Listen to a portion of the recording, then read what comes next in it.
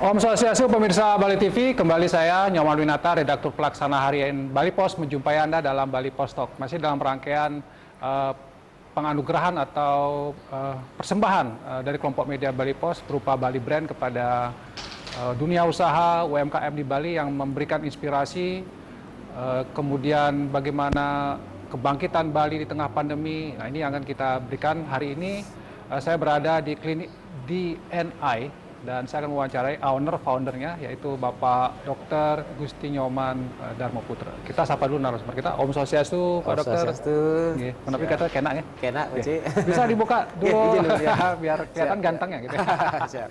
Pak Dokter, mungkin di awal bisa menceritakan dulu kepada pemirsa, walaupun pemirsa sudah banyak kenal juga ya, ceritanya awal Pak Dokter membuka klinik ini seperti apa, kemudian perkembangannya sampai saat ini seperti apa, Siap. Pak Dokter? Oke, jadi mungkin dari awal banyak belum tahu ya. Jadi kalau di NS sendiri kita mulai bentuk klinik itu tahun 2007, Pak. 2007 ya? 2007 bukan di Raya Puputan yang jalan utama, tapi masuk di sini Jalan Tukadieho. Tukadieho, masuk gang gitu masuk ya? gang sini jalan kecil.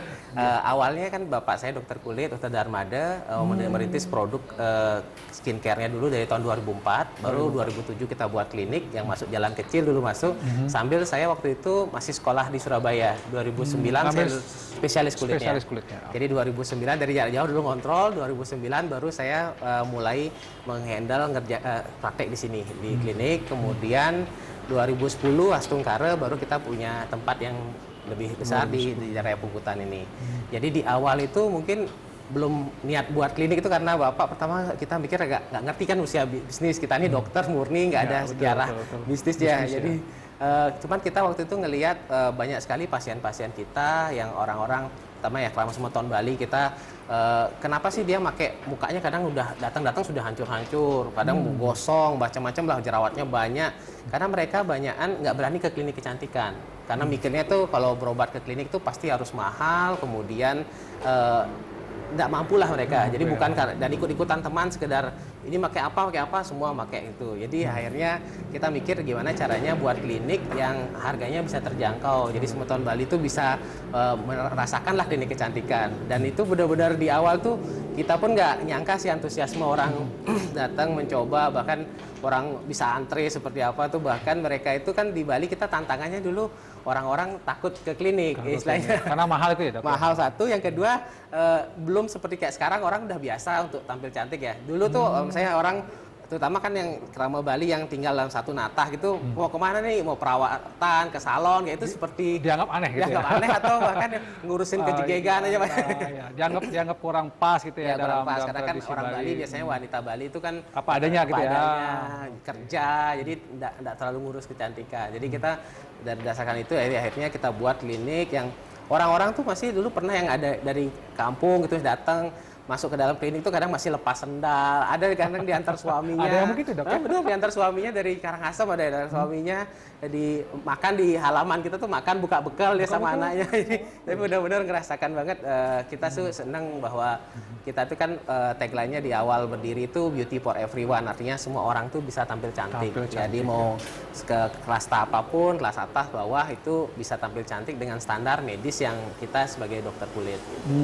Itu awalnya, Dok ya? Awalnya seperti itu. Nah, tahun 2010 sudah punya tempat ini. Kemudian berkembang lagi kayaknya, Dok ya, sudah punya berapa cabang? Saya lupa ini kayaknya. Karena saking banyaknya saya juga lupa berapa, Dok ya. Astungkare kalau di Bali kita ada 15 klinik ya, yang di hampir 9 kabupaten kota ya. Nextnya kita buka di Kelungkung juga. Jadi tinggal yang di negara yang kita belum ada, yang lain sudah ada. Kemudian kita di Indonesia sendiri kita total 33 cabang. 33 cabang. Jadi, di Pulau Bali, Jawa. Bali, ya, kalau provinsi itu kita Jawa Timur ada. Jawa Timur ada Surabaya, ada 8 kita di Jawa Timur. Kemudian di Jawa Tengah di Solo, Jawa Barat di Indramayu, di Tangerang di Bintaro. Kemudian di Sumatera kita di Palembang. Ini baru buka kita di Kalimantan Barat, Pontianak, sama di Sintang, sama di Ambon kita ada. Ya. Ini bukanya baru bagi yang di selama pandemi ini banyak kita buka pandemi ya? Karena kita pikir di Bali kita kan berat secara ekonomi ya, teman-teman pariwisata banyak, jadi kita coba untuk memaksimalkan juga membuka cabang di luar Bali. ditambah Ya. lagi. Berarti ini artinya brandnya sebenarnya memang dari Bali ya, Dari Bali, DNI itu kemudian menyebar sampai ke Iya, Kalimantan ya ini ya. Iya, sampai Kalimantan, sampai ini. Dok, menarik, kenapa justru masa pandemi? Iya. Ya karena Bali seperti dok ceritakan tadi. Tapi apakah kemudian memang ada permintaan juga dari pasar, dari luar, sudah punya nama besar atau seperti apa, dok? Sebelum pandemi kita memang sudah buka karena dulu pertama di awal-awal pun saya 2014 itu sudah buka sendiri di Bintaro di Bintaro Jakarta. Bintaro, Jakarta, ya. Karena waktu itu saya berpikir kita sebagai kerama Bali ya istilahnya buka usaha di Bali itu kadang-kadang banyak yang underestimate, Pak. Jadi istilahnya dari Bali nih, saya biasa ke Jakarta, saya biasa di Surabaya, jadi kita dinilai rendah lah. Untuk bidang kecantikan ya, dok, ya? Jadi orang kadang-kadang nggak yakin lah itu mau kita bagus apapun nggak akan di ini. Jadi akhirnya saya nekat buka di Bintaro dulu. Jadi istilahnya kita bilang kita juga punya di Jakarta. Pakai ini ya. Jadi akhirnya setelah itu kita buka di Malang, ada di Lombok, kemudian di area Jawa Timur dulu. Yang pandemi ini beberapa yang daerah-daerah yang lainnya gitu sih. Karena Astungkara sih banyak juga teman yang berpartner juga karena melihat brand kita tuh bisa berkembang. Astungkara jadi mereka pengusaha-pengusaha yang bukan medis itu tertarik dengan profil kita dan ingin membuka. Jadi yang 33 cabang ya tadi ya. Ini bukan semua dokter langsung yang katanya ownernya, tapi ada partner juga. Ada dalam bentuk franchise juga ada, dok? Jadi kita nggak franchise tapi kita buat sistem partnership. Partnership ya. Karena saya ngelihat kalau kita murni franchise itu seperti di kita aja untung. Maksudnya 5 tahun orangnya harus perpanjang dan kita nggak terlalu peduli lah mau di jalan apa enggak. Jadi di sini saya buat sistem partnership kerjasama. Bahkan saya nyetor modal juga. Jadi istilahnya jadi sama-sama memiliki. Jadi saya punya keahlian medis, kamu punya keahlian apa. Jadi silakan kalau dia bisa jual karena partner di daerah masing-masing itu dia lebih ngerti marketnya. Dia lebih kenal daerah sini. Kayak kita di Bali kan lebih tahu lah. Jadi lebih mudah dalam pengembangan jadinya. Jadi saya fokus pada medisnya dan hal-hal yang bersifat teknis yang umumnya nanti mereka akan membantu juga. Jadi kita sistem partnership. Jadi nggak ada mata waktu. Jadi selama mereka nggak untung, kita pun belum untung. Jadi kita sama-sama punya rasa berbagi gitu ya, jadi kita tonjolkan seperti itu sih, lebih ke sana. Dok, saya lupa deh. Sebenarnya di awal harus saya tanyakan. Di DNI, ya, DNI itu sebenarnya apa? Saya lupa deh. Harusnya itu yang saya tanyakan dulu. Banyak orang nanya gitu, bisa dirubah nggak? Sebenarnya nggak. Jadi DNI itu awalnya namanya itu D Darmada, bapak saya. I itu Ibu Indrayani. Bahkan orang nembak kadang Dharma sama siapa sama istri sama orang tua Darmada dan Indrayani. Dulu logo kita tuh lambang Dan. Tapi karena gara perkembangan internet dan lain itu susah sekali secara sosial media pakai lambang Dan itu nggak ditolak di website itu nggak bisa. Bahkan kita pernah websitenya Skin Center Bali jadi nggak ada DNI-nya karena lambang Dan nggak bisa. Akhirnya kita merubah ke huruf N. Kemudian kita juga membuat suatu asalnya memang nama dari orang tua, tapi kemudian kita buat turunannya untuk penterjemahan dari nama DNI. Jadi dermatologi, nature inspire. Jadi istilahnya ilmu kulit yang diinspirasi oleh alam. Makanya kita banyak juga desain ada tanam-tanaman. Jadi kemudian bahan-bahan juga banyak yang bahan alam juga. Oke, itu menarik juga. Berarti dokter membuat sendiri produk-produk ini dari hasil risetnya dokter gitu ya, produk ini. Oke, jadi kalau produk itu kita formula dokter itu adalah mempelajari dari penelitian itu yang mana yang kandungan ini ya ini kita meresepkan istilahnya merekomendasikan. Tetap pembuatannya harus di pabrik. Karena wewenang pabrik apoteker itu yang membuat. Tapi formulanya dari dokter. Formula dari kita. Jadi istilahnya karena yang utama dokter itu kan mencocokkan, Pak. Jadi bukan produknya aja harus bagus tapi mukanya ini cocoknya apa obatnya gitu. Jadi misalnya kalau jadi misalnya kalau orang jamuran gitu dikasih obat cacing, mau obat cacing bagus ya akan sembuh gitu. Tapi dokter ini harus membuat ini ternyata jerawat tuh banyak macamnya. Termasuk flek di wajah itu semua variannya macam-macam. Jadi kalau dokter itu adalah kita ilmunya ini cocoknya obatnya ini itu. Dan itu saya terapkan juga ke dokter-dokter kita. Jadi kita training juga. Jadi standarnya akan sama di semua cabang.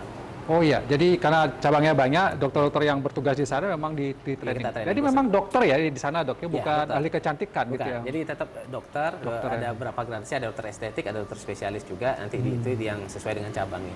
Oke.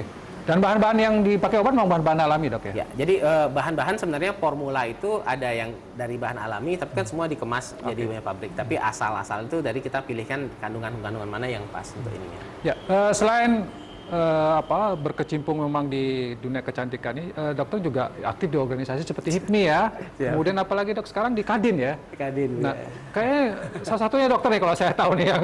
Apa yang kalau dokter itu biasanya kalau sudah punya keterampilan ya buka praktek, uangnya sudah ngalir itu, nggak buka bisnis. Gimana, apa yang melatar belakangnya dok?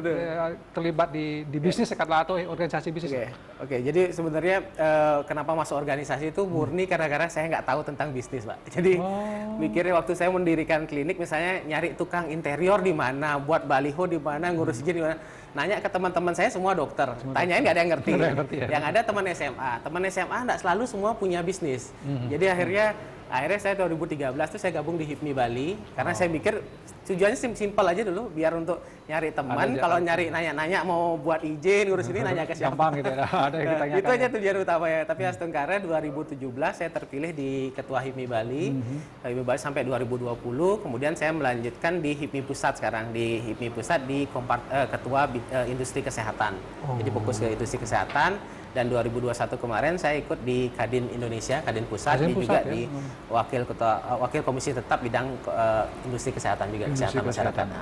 Oke, dok, kita kan bicara ini masih dalam masa pandemi ya, 2022 kita masih pandemi. Kalau dokter melihatnya secara keseluruhan, katakanlah dari bisnis kecantikan dan seperti apa ya masa depannya kan lah, future-nya seperti apa dok? Ya, kalau saya ngelihat sih bisnis kecantikan, klinik maupun produk skincare ya, itu masih tetap akan berkembang bagus ke depan karena Astungkara dengan pandemi ini orang di rumah suka merawat diri dan kemudian sosial media ini memastikan orang tuh biar tampil tetap cantik. Saya dulu pertama berpikir awal-awal pandemi itu udah ngeliatin gimana sih tampang orang setelah saat pandemi maupun ini ya. Saya lihat video di berita-berita di Cina, ternyata orang jalan-jalan tuh pakai masker. Masih butuh nggak mereka skincare? Pertama mikir kayak gitu. Tapi ternyata setelah dilihat orang tuh kayak sekarang tetap kalau foto pasti buka masker ataupun dia posting di sosial medianya jarang ada pakai masker. Jadi artinya foto sendiri di rumah atau dia pasti dia kan ngeliatin. Jadi tetap bahkan sum-sum juga tambah lebih menyakitkan kalau lagi jerawatan gitu. Sum mukanya lebih kelihatan. Nah, itu buka peluang dok ya. Lebih kelihatan jadi malah ini ke depan walaupun memang makin banyak orang yang terjun ke bidang kecantikan, tapi saya lihat peluangnya makin besar. Tetap peluangnya sebenarnya. Persaingan ada ya dok ya sekarang? Persaingan lumayan Pak, karena sekarang seperti dulu mungkin saya di awal buat klinik, di sini masih jarang lah orang Bali membuat brand sendiri, akhirnya buka klinik. Kemudian sekarang karena bisnis selain kecantikan nggak berjalan di Bali, investor banyak orang-orang yang dari ini banting setir ke kecantikan. Jadi akhirnya tapi bagus sih, jadi saling support, makin luas jangkauannya. Jadi orang makin sadar bahwa skincare itu suatu kebutuhan, bukan hanya untuk tampil cantik, tapi untuk mencegah penuaan. Karena kalau sudah dicegah itu lebih bagus. Kalau sudah ngobatin sudah jadi kerutannya berat itu lebih mahal lagi malahan gitu. Ya, di NA ini yang paling utama atau yang menjadi ini harganya terjangkau dok ya? Kita harga terjangkau. Ya, dan siapapun. Dulu slogannya beauty for everybody. Sekarang everyone. Sekarang kita membuat tagline baru nih, baru launching. Kemarin juga rebranding logo. Kemudian sempat kita tagline-nya reveal your glow atau campilkan kecantikanmu. Untuk di tahun ini 2022 ini kita mau ada rebranding juga bahwa nonjolkan kita adalah beauty by skin expert. Jadi artinya cantik ini bukan hanya dari, kan sekarang banyak produk kecantikan, jadi kita itu dari orang skin expert, artinya dari spesialis kulit yang memperdalam bidang kulit. Jadi kita meng-create sesuatu itu berdasarkan ilmu, berdasarkan penelitian terbaru, jadi bukan hanya sekalian. Gitu. Baik. Sebagai closing statement dok, mungkin silakan kepada pemirsa, ke masyarakat ya terkait dengan skincare ini dan seperti apa kecantikan terutama dok, silakan dok. Oke, jadi untuk masyarakat Semeton Bali dan penonton Bali TV, jadi saya menekankan sih bahwa saat ini memang perawatan kulit, perawatan wajah maupun tubuh itu suatu hal yang penting dan utama. Jadi itu adalah sudah jadi bagian dalam menentukan nasib kita ke depan, misalnya bahkan untuk cari jodoh, cari pekerjaan dan lain. Jadi sebaiknya melakukan perawatan itu harus rutin, menggunakan skincare atau perawatan ke klinik atau ke dokter. Yang utama adalah rutinnya, bukan sekali tapi mahal, tapi adalah cukup yang biasa saja atau yang tidak terlalu mahal, tapi yang penting continue, karena perawatan itu tidak bisa hanya sekali. Baik, terima kasih dokter. Luar biasa sudah juga menginspirasi tidak hanya bisnisnya, tapi juga bidang kesehatannya. Seperti yang dokter sampaikan di closing statement tadi, memang hari ini kita membutuhkan penampilan gitu ya dok ya, mau tidak mau harus jujur diakui dan itu membawa juga masa depan kita lebih baik lagi. Baik demikian Bali Post Talk, mudah-mudahan ini bisa juga menginspirasi dan penyerahan brand sudah dilakukan dan kita tentu berharap bahwa penyerahan Bali brand ini juga memberikan dampak yang cukup signifikan untuk mendorong kebangkitan Bali di masa pandemi. Demikian Bali Post Talk kali ini, saya ucapkan terima kasih. Saya tutup dengan Parama Santi. Om Santi. Santi. Sampai jumpa.